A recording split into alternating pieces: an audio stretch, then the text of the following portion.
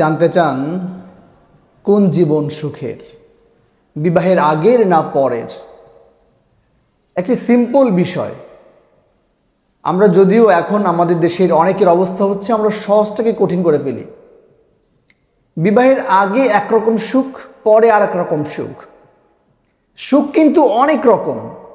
যারা সিগারেট টানে ওরাও কিন্তু সুখ টান দেয়,